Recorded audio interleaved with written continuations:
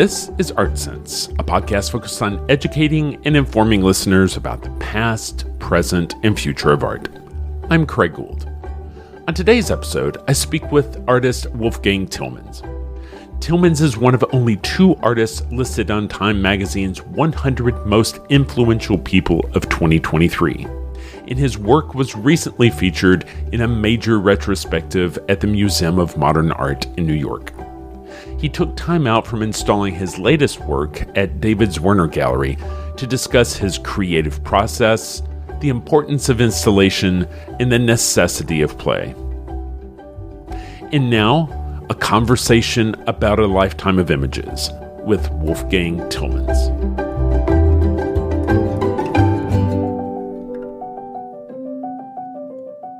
Tillmans, thank you so much for joining me this week on the Art Sense podcast. Wolfgang, I know you're very busy. You currently have a show that's coming up at David Zwirner's 19th Street locations. You recently had a retrospective at MoMA that's moved on to Toronto and is headed towards San Francisco eventually. You know, a lot of times, Wolfgang, with artists, I like to start with a hypothetical, which is, let's say by chance you were at a dinner party seated next to someone who has absolutely no idea who you are or what your work consists of. Where do you start to describe that to them? It's an awkward one. Anyway, what I say, yes, I'm an artist. I primarily work with photography, making installations, room-size installations with images, photographs ranging in size from a postcard size to 3 by 4 meters in scale. The work encompasses video and three-dimensional installations, as well as work in books and print, as well as in sound. Well, there's a lot there. You know, you mentioned the range of sizes. Do the range of sizes necessarily imply some matter of importance on particular images than others? Well, let me ask you another way. How do you choose? How do you choose which images wind up being the size of a postcard and which ones wind up being 3 by 4 meters? I see each photograph in an installation as a value, as a language.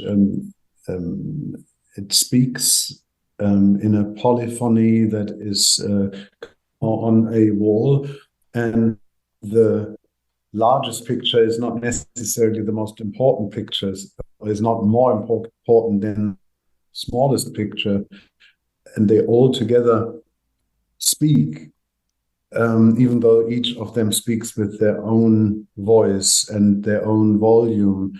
And sometimes I bring works together because of maybe a seemingly superficial affinity, a color or an arrangement lines that find a resonance in a neighboring adjacent picture. Sometimes there is an actual content narrative connection between two pictures, but more often it is more associative and not literal. And what can be a medium-sized work in this exhibition could become 2 meter in another. And there isn't like a scientific explanation to it. But I see them as building blocks, and I think about an exhibition with, like sometimes 2 years, sometimes 6 months sort of lead up time, and I think about, let's say here in New York right now, I think about it in the context of the audience. What has the audience seen in the past, and how does this operate, and what was shown in this gallery before. And so it is a dialogue with my audience that I'm looking for, knowing, of course, that I can't know the audience, because they are an anonymous crowd of many. Yes, but still, it is an imagined dialogue. It is a hoped for dialogue with particular individuals that I know live in the city and see the show.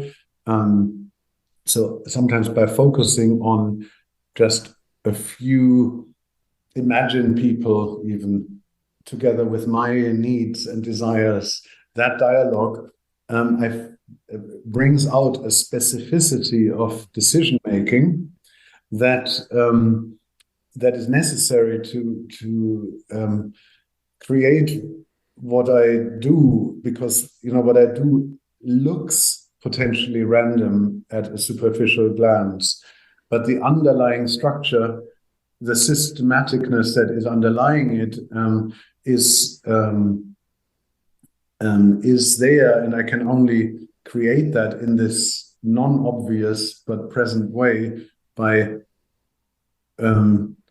channeling the situation in some way that is not too literal, but is not trying to please everybody. I'm not like, how can this be the most successful, or how can this be make everybody happy? I've always felt that if I'm happy and if I know why I'm happy, then there is enough for others to get from the work.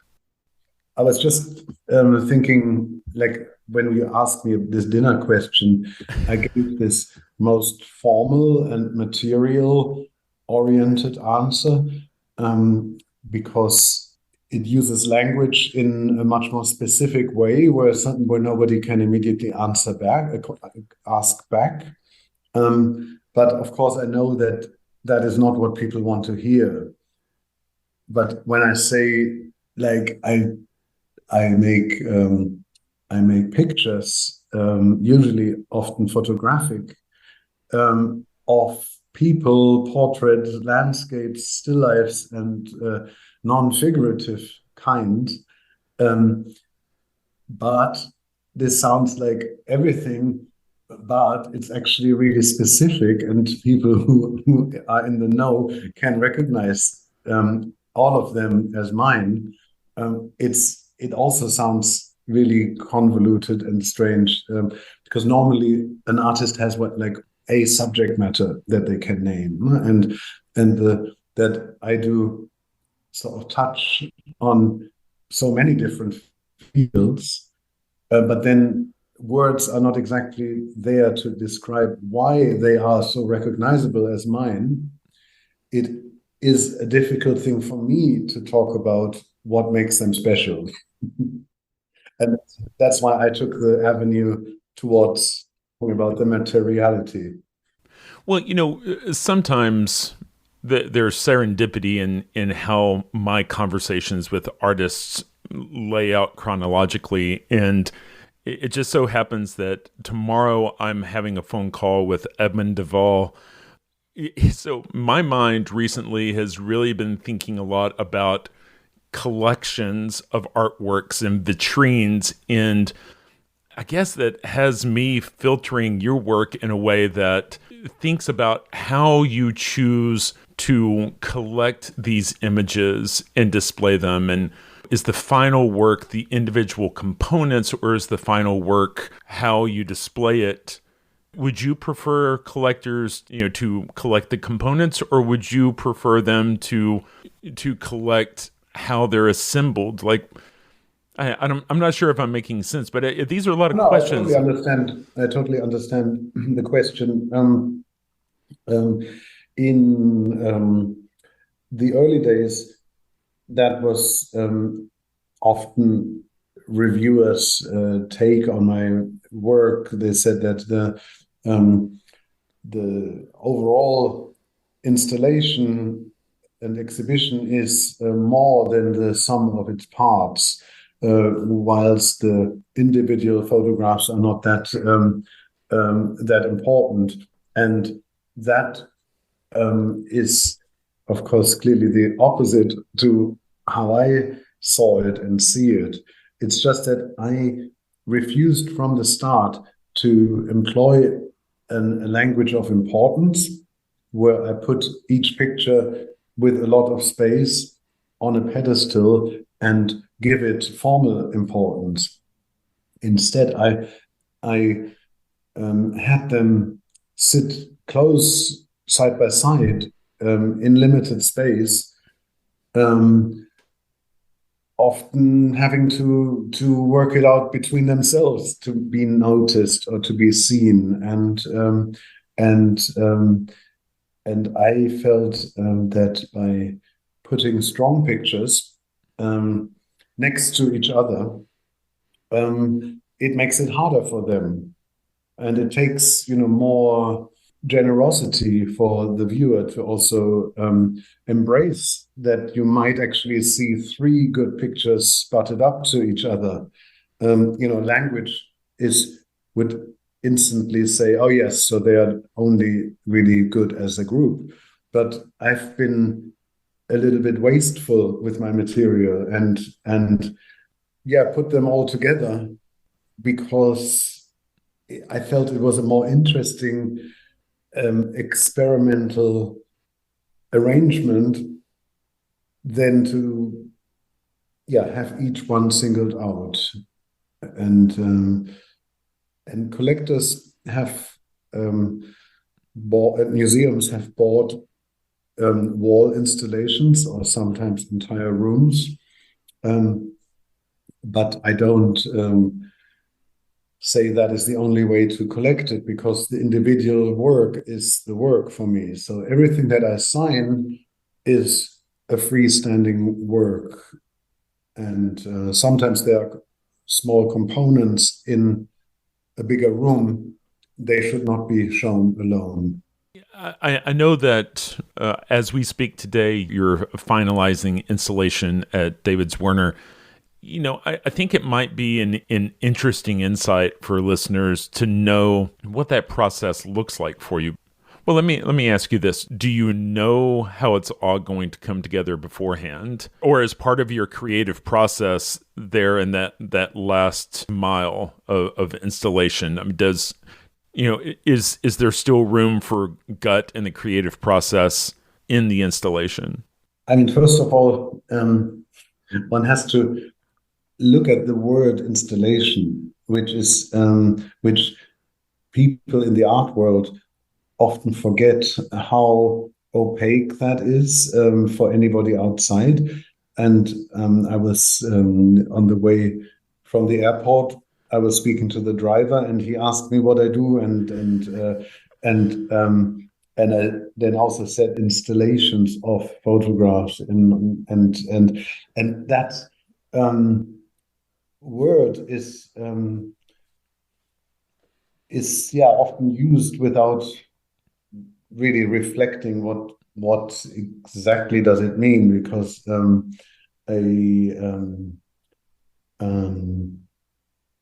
it's the placement, I guess. It's the placement of artworks or artwork components in a spatial context, in a room or outside. It can be in relation to the individual components in an open space, or in relation to the given space and how they occupy the walls, and I think that's how I see the word. Is that I see the walls as a given, and the doors and the corridors and the windows. All of that is a given that is hosting me, and I then interact with these surfaces by placing very thin three-dimensional objects on them. These pictures are not two-dimensional. No? They have a protruding third dimension into the room, and what I I love is how an artwork sits on a wall in a space, be that in a church, where some of my first art experiences as a child stem from, or in a museum, and to be able to see an artwork in this, what I call a laboratory-like situation, because like this white cube is a kind of lab.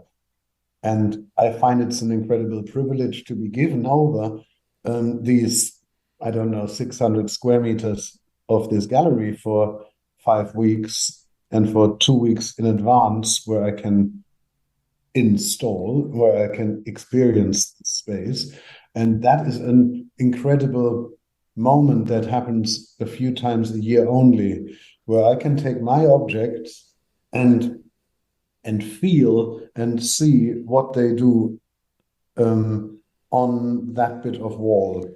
But in order to have the correct and right objects with me, I need to plan, because you cannot ship like tons of material across the Atlantic and that you don't use. And that's why I built a model in my studio, and have done so since really early on, since 96, and always using the relatively large scale of 1 to 10, so that 1 inch in the model is actually 10 inches in real. These models sit in my studio for several months, and they become an approximation of what the final exhibition would be like and could be like, only to help me determine what to take with me, what to ship. And then once I'm in the space, I start by putting up the works according to the model, but then stray from that, and then I'm free to rethink it all. And in the past, the rethinking often happened before I even completed putting up the model in the real space. And I've become, I think, ever better at working in the model, so that I now resist the impulse, the convenient artistic impulse to constantly be rethinking things. And now I have to remind myself, no, first hang everything as you imagined it, and then change it. Back there, you referred to this installation in the gallery as being like a lab-like environment, and that was one of the things that struck me when thinking about viewing your work. It's almost, given how you vary sizes, how you group them, how you hang them with pins and pieces of tape. It's almost like we're entering like a simulated studio environment where you, the artist, we're kind of peeking behind the curtain and seeing you, the artist, looking for meaning and discernment. I mean, yes, and yes and no, because the interest in experiencing simultaneity on a wall, the coexistence of different moments photographed, of different scales, that simultaneity is something that, of course, I test out in my studio. But it is different to a sort of ongoing, meandering situation that has no beginning and end. So the language of immediacy and intimacy and certain casualness that I think you refer to as the look of a studio, is something I employ, but I use it to create something that is then no longer in flux. It has settled. It looks like it could be. It has been in flux, and it should feel open-ended. But for me, as the author, I would never touch a finished installation of mine. Once I'm done, and I never 3 days later look at it and feel the desire to change anything. Your work, these component pieces take on so many different forms. There's genre, there's portrait, there's abstract. How would you define what the common thread is that joins all your work together? Is it purely you and what is attractive to you? I think bearing complexity is in enjoying complexity and bearing complexity, and and enjoying play and life, the joy of life, the joy of seeing. There are genuinely fairly unfiltered fascinations with the sensation of being alive, of experiencing nature, of experiencing astronomy, experiencing sexuality or the body or food or tactility. That curiosity and joy, and lack of fear of play being not serious, is paired with a deep sense for the pointlessness of it all, the complexity and interdependence of it all, and the tragedy that is underlying and looming over everything. And I think, existentialism had a strong impact on me as a teenager in high school. In French, we read Camus, and that revolt, the revolt of the human, and the even though, that for me is even though it was that philosophy is deeply non-religious. I think that even though is generally a very spiritual impulse, because to believe in some kind of meaning in the light of an obviously inexplicable and dark universe is a leap of faith. And so I, like the spirituality that interests me is less delineated by a specific organized religion, than a certain sense of humility in the light of not knowing, and to accept my not knowing whilst I try to do as much as I can to know, and to make things turn out well, and to try to decrease suffering, trying to not do more harm. That is the web, that is the constellation, from which is the point of departure for everything I do, and that's the where my eye is, where I'm located, and from there I look outward. Those works of yours that are considered portraits, that those works that may have some sort of implied narrative, do you consider those works truth or fiction?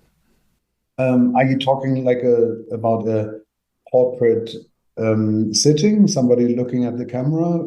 For example, like I've had a guest on once who had a long conversation with Nan Golden, and one of her key takeaways was, for as controversial as her photos were, she never created with the intent to shock. She was just documenting the crazy world around her, right?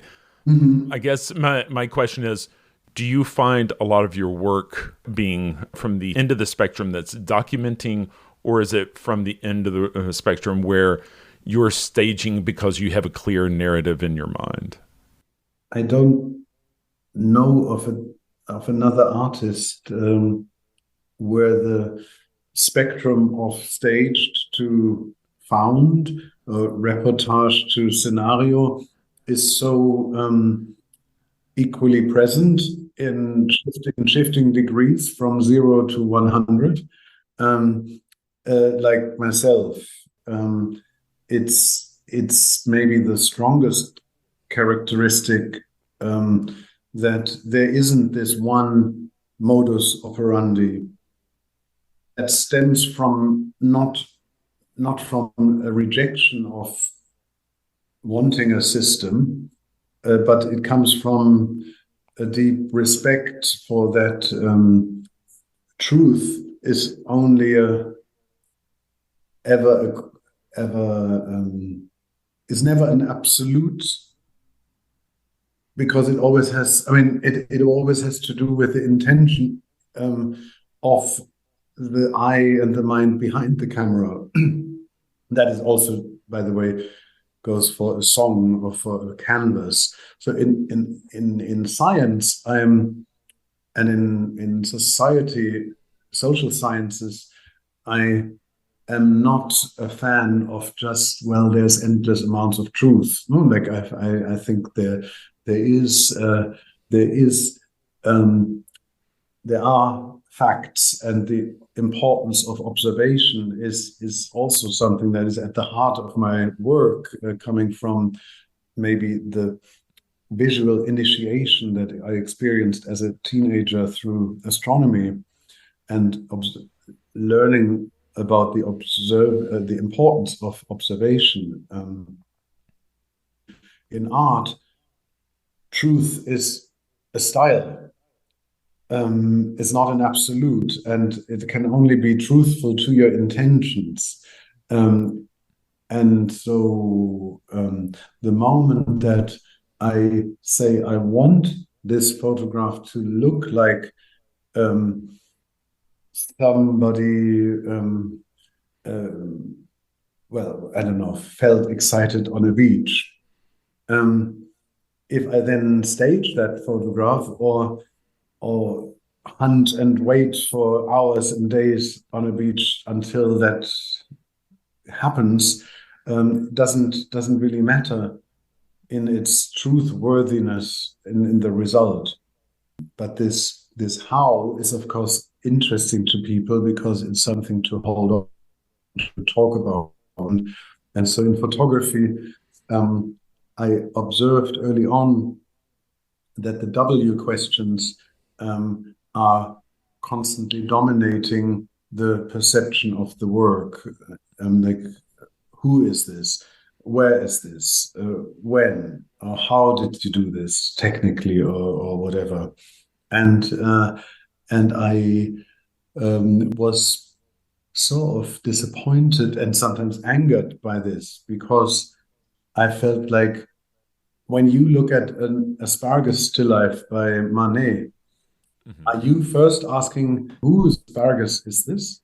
No, as a viewer, accept this proposal from the art, proposes you this take, open up to it as a listener to a piece of music. You are willing to open your ears, and not immediately ask back, what is this? Who is this? But because photography has this reality as its subject and technical sort of origin, they think that it really is about what you see. When I have somehow been lucky to have always understood, my photographs are just paintings that I didn't need to paint. They are about maybe about the sheen on that surface, or they are about an emotion I once had. And and so this one-to-oneness, that language and photography that blocks a free flow of openness or undirectedness, is something that I worked against. And of course, I'm not stupid. I was also realizing the immediacy of photography, the ease of photography is also incredibly powerful. And so I've been learning since the mid-90s, when all these different sort of counteract impulses, when I learned understanding them fully, I've employed them, for example, use the assumption of reality to make pictures without cameras that operate fully in the realm of painting, really, but are seen and perceived through the realm of evidence, because the eye understands this is photography, so it must be evidence of some reality. Along those lines, do you consciously work to address social issues in your work, or do they just show up as a result of your worldview, as a result of your gaze? I think the first and foremost impulse for me was play. The question, can I do this? Can I make a picture out of this?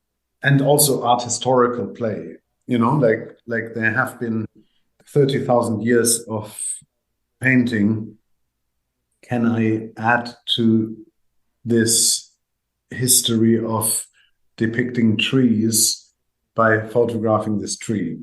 That is also a playful question. It's not just a serious push. It's play. Like we often only discover new things through undirected research, which can also be called sometimes play. So that made me realize, yes, I have potential to make unexpected, unique visual results. But on the other hand, I'm also a passionate participant of society and observer of society, as well as of other artists and music. So, and how music and art shapes and creates culture. And all of that is also located in politics, because the way we live together, that is actually politics, how we organize living together. And to understand, like, being born in 1968, when I started to become like fully politically aware at around 13, 14, my life is this short, double the amount of my life before I was born.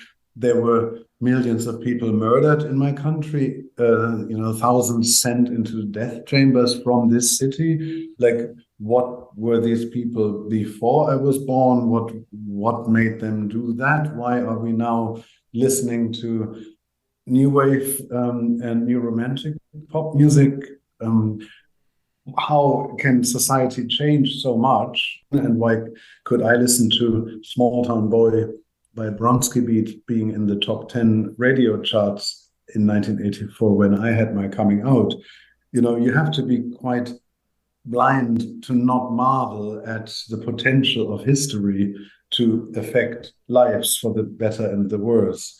And that's where I feel I've admired how art has always played a role in communication and in advancing politics and civil rights, and also understand also where art cannot deliver, where ultimately only democracy and participation in democracy delivers, and or rebellion delivers, and I felt they were always naturally connected, and try to protect myself from using this most precious precious and universal right. I didn't want to own it by saying my art is political, and I thought everybody should be political, and I didn't want to somehow claim political, because it also always is a then soon messianic or do-gooder. So like the whole Brexit campaign, which made me become an activist. I was, it was only really the emergency of it all that made me throw to the wind any doubts of, ooh, I don't want to seem like a do-gooder, crusading saint, Sting, Bono. But I've become more pragmatic also over the last 8 years, and it's. I mean, we are shaping this future here right now, and the future does not care about if it looks good to be posing in this political, slightly detached way or that way. This is a moment of enormous importance and significant, and I judge today everything I do really with a sense of is this right to spend time on this exhibition here in New York, where I am looking into the finest nuances of representation and the hues of color, and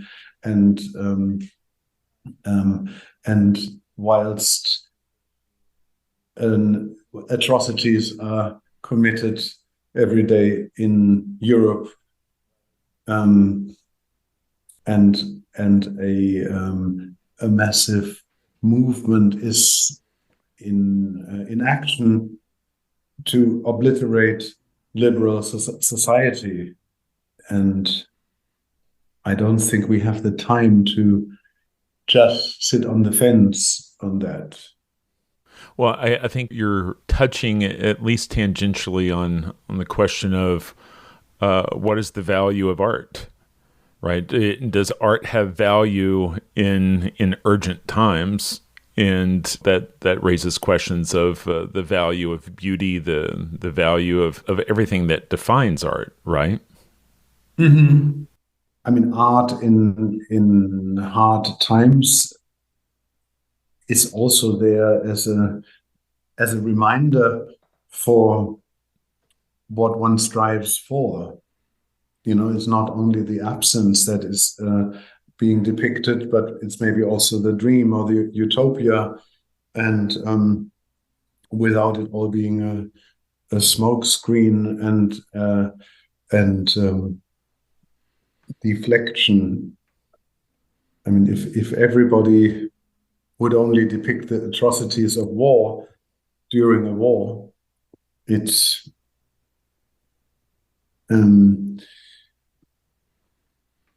I can't judge this because I'm fortunate not to have lived that close to war, not to be talking about what choices one actually has in that moment. But I mean, I think one fortunately doesn't have to be that harsh on art, because the greatest power of one great power of art is that it is useless. No, that it doesn't have an applied design purpose. It is not a propaganda tool by definition. It's not like it's not communication design. Like a billboard can be art, but not every billboard is art. And that purposelessness and the daydreaming, the absurdity, the humor, the shock, those are uniquely human qualities that that cannot be programmed and cannot be planned, and that is what we love in art. When we see great art, that is what triggers us. It sometimes can have a direct political impulse, but if that is the origin of it all, it can only be the origin. It can only be about that origin that you planned, and and um, and I think it is the irrationality, what you cannot explain, what is not in words, that makes art so unique and so difficult also to make, maybe in war, when there is little room for directionless research, as I like to call it. Because survival has quite a strong direction. Certainly. Before I let you go, I'd love to get your perspective on this new show that you're wrapping up the installation at Zwirner. What can people anticipate seeing when they come to Fold Me? I wanted the exhibition, the first new work after my retrospective at MoMA. And that is this point in a career that a moment that will be in my life forever, as a before MoMA and after MoMA, and it has been in so many artists' lives and careers as well, and how to continue after the biggest show in the most prestigious museum you could ever think of is a big question, and I because of Corona, COVID, and MoMA, there hasn't been a gallery show of mine in New York in 5 years. And so it's been time. But then I also, a year ago, thought, I'm just opening this huge show at the museum. Will it not look bad coming back after less than a year? And is it overstaying my welcome? Because I feel extremely welcome in New York. It's maybe my most educated, my most faithful audience. There's a really intensive relationship, deep relationship I feel with the city and the audience here, and I realized that if I wait another year, people would still say, "Oh, MoMA was just like yesterday." And so I thought that would only increase my apprehension by another year.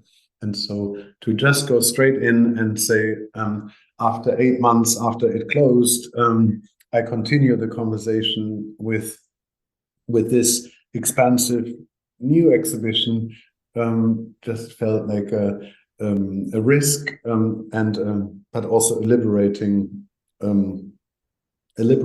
move, because now it's done, and I am now in post-MoMA land, and so what I want, is like everything here has not been exhibited before anywhere else. Every work is unseen, and most of them are new by terms of like 1, 2, 3 years old. I often don't look at pictures for 2 years or a year, and only edit them after a longer period of time. And so even a 3 years old picture is for me new. And the surprising thing is that for me that the majority of the works are made with a camera, with a straight photography camera, and to after this amount of years have been able to cull new angles from the subject matter that ranges from again, landscape, portrait, still life, makes me happy that it feels not a break from the past, and at the same time they are all moving forward. And there's a new video which is called Seeing the Scintillation of Sirius Through a Defocused Telescope. Wolfgang, I really appreciate your time today. The exhibit at David Zwirner is up September 7th through October 14th. Fold Me at the 525 and 533 West 19th Street locations in New York. And then for the folks that are interested in the retrospective, it's still up at the AGO in Toronto through October 1st. And then we'll travel to SF MoMA. It's been a real pleasure speaking with you, a real honor. I really appreciate your time today. Hey, thank you, Craig. I hope I wasn't too abstract. No, not at all.